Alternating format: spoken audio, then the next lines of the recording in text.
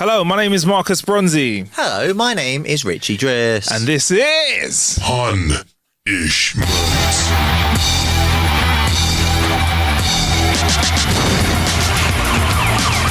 Time for another episode of the one and only Punishment. I'm never going to get sick of this song.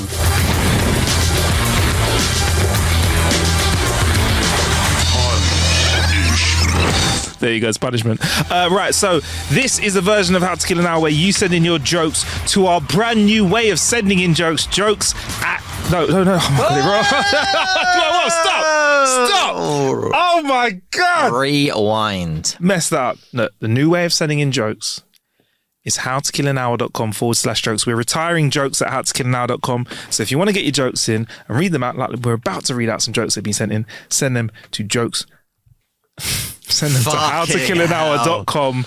howtokillanhour.com/jokes. howtokillanhour.com/jokes. One more time. howtokillanhour.com/jokes. Marcus, where do we send our jokes? howtokillanhour.com/jokes. Punishment. So are you ready to do this, Driss? Yeah, let's dance. Are you ready? Big D Yeah. Driss, yeah? Okay. What? What the fuck did you just call me? What the fuck did you just call Capital D Driss. Better. Oh, God. He's like, what was that?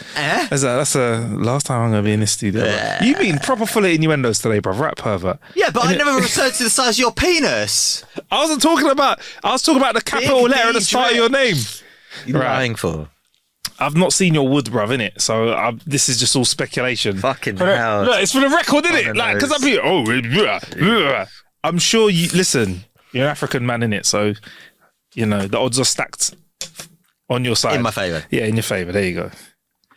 I'm an African warrior. Let's get on with the joke. Sorry. All right, cool. All right. A man entered a confessional and told his priest, I've almost had an affair with another woman. The priest said, what do you mean almost? The man said, well, we took our clothes off and rubbed against each other, but I stopped. The priest said, rubbing against each other is like getting into each other. You'll never see that woman again. And for your penance, say 5 Hail Marys and put $50 in the box. The man left the confessional, said his prayers, and then walked towards the poor box. He paused for a moment and then began to leave. The priest who was watching him ran up to him and said, hey, I saw that. You didn't put any money in the poor box. The man said, yeah, but I rubbed it on the side of the box. And according to you, that's the same as putting it in. In your face, Reverend Dickhead.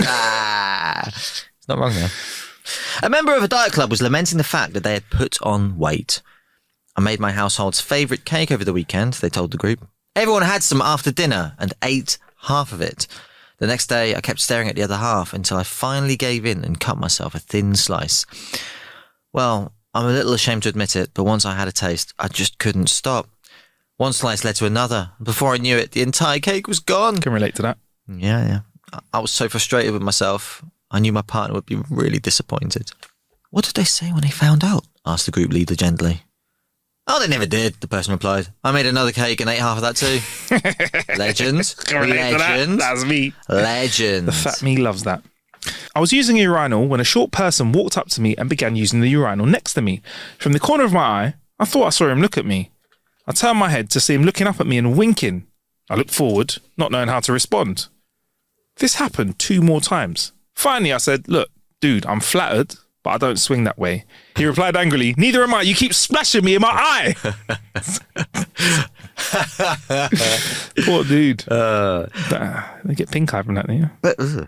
Back during the Cold War, Heinrich, who was just drafted into the West German army, asked his superior, Major Schmidt, for a 3-day pass. The major says, are you crazy? Just got here last week and you're wanting a 3-day pass. Those aren't just given out to anyone. They must be earned. So Heinrich left dejected, but comes back a day later driving a brand new Soviet tank. Major Schmidt was very impressed. He said, for that act of bravery, you are getting your 3-day pass. By the way, how did you do this by yourself? Well, said Heinrich, I just jumped into one of our tanks and drove to the East German border. When I got there, I saw an East German soldier sitting alone in a tank. I waved a white flag, he waved a white flag. We met right at the border, and I asked him, do you want to get a 3-day pass? He said, sure. So we swapped the tanks. Hey! That German accent was Nailed it. sensational. Don't hate the player, hate the German accent. To help with my outbursts at home, my anger management therapist suggested naming my kids to just $1.99 and only $2.99. I was like, those prices are hard to beat. Oh, dark. The pastor asked if anyone in the congregation would like to express praise for answered prayers. Susie Smith stood and walked to the podium. She said, I have a praise. 2 months ago, my husband, Tom, had a terrible bicycle wreck and his scrotum was completely crushed. The pain was excruciating and the doctors didn't know if they could help him.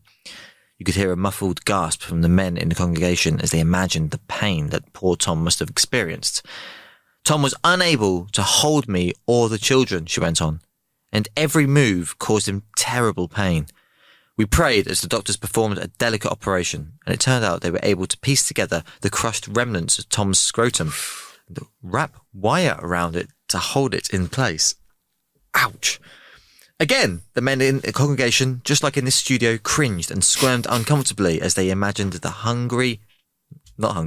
as they imagined the horrible surgery performed on Tom. Fucking hell. I don't know. I'm sorry. What's What's going on through your mind, bro? Jesus. That's hungry. Okay. Sorry. Now, she announced in a quivering... Wait, sorry, you might have to do the sentence beforehand because... Yeah. You feel... Again, the men in the congregation, just like the studio, cringed and squirmed uncomfortably as they imagined the horrible surgery performed on Tom. Now, she announced in a quivering voice, thank the Lord, Tom is out of the hospital and the doctors say that, with time, his scrotum should recover completely.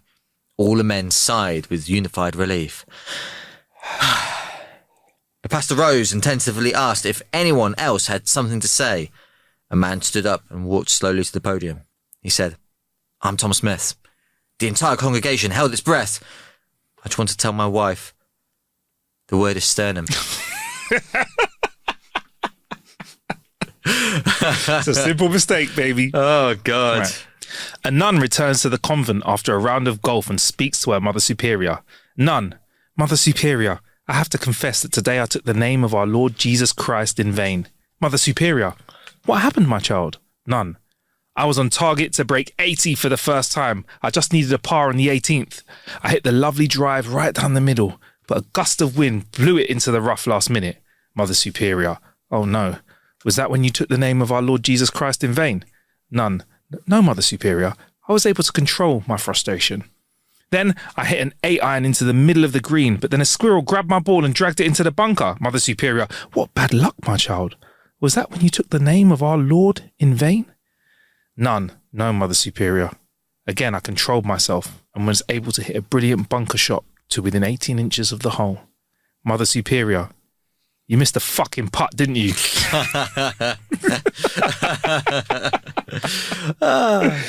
that worse than taking the Lord's name in vain? No, but it just kind of gives you the energy in it. Yeah, I like that. Yeah, love it. As you said, goddamn, is a bit bait, innit? Yeah. Yeah. A little heavy-set boy is sitting on a bench eating chocolate bars. A guy in his mid-30s walks up to him and says, "Hey kid, you shouldn't eat so much chocolate. It's bad for your health. And it looks like you could have already lose a few pounds." The boy says, "My grandpa lived to be 99 years old." The man comes back with, "Well, I'm sure he didn't live that long from stuffing his fat face with chocolate bars."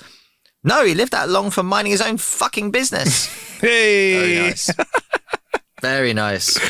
3 conspiracy theorists walk into a bar during a lightning storm, Richie.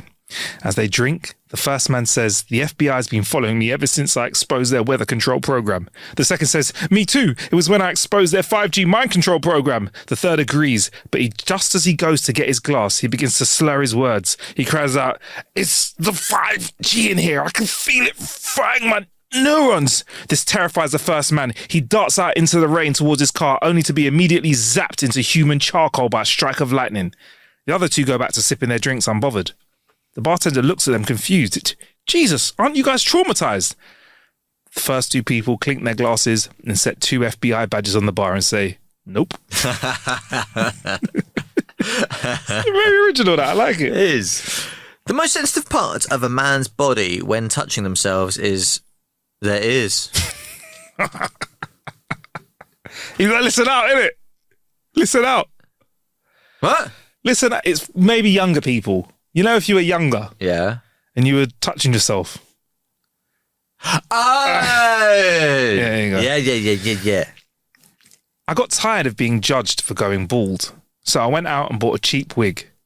It was a small price to pay. Oh, fucking hell. Sweet Jesus. This is from Shing. From Shing. Big fan of the show, Shing is. Go on, Big Shing. fan. Go on, Shing. You got exceptional taste. Let's see if you do with jokes as well. A mummy covered in chocolate and nuts has been discovered in Egypt. Archaeologists believe it may be Pharaoh Rocher. Yes. I like it. Yes, Shing. And wrap up with this one from Finn. An elderly gentleman came home one night to find a woman ransacking his place. He grabbed her by the arm and was just about to call the police when the girl dropped down on her knees and said, "Please don't call the police. Oh, mister, oh, please. If you don't call the police, I'll let you make love to me and do whatever you want." The old man thought for a moment and thought, "Oh, maybe I will give in." Soon, they were naked in the bed together. The old man tried and tried harder, but finally he rolled over exhausted and embarrassed. "I'm sorry, young lady. It's no use," he gasped. "I'm afraid I'm going to have to call the police after all."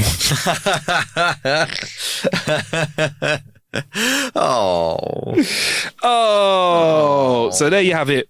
That was this week's Punishment. How was it for you, Mr. Driss? It was punishing. No, it was very good. It's always meant to be punishing. You're Yeah. meant to be punished. Yeah. I feel like we had a good selection sent in, some on the line ones, that we might not ever put out, but who knows? Shout out to Shing. Shout out to Shin and Finn. Once again, how can we find you, Driss? Find me at Richie Driss, RICHIEDRISS, on the socials. On all socials, that's it. He also goes under his pseudonym of Big DD. Big D Driss. You can find it. That's where he does his shit posting.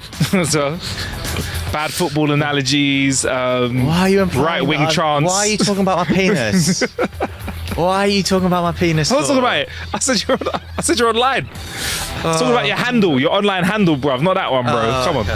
Such an innuendo freak. Right, anyway, at How to Kill an Hour on all socials is where you can find us. Send your jokes in.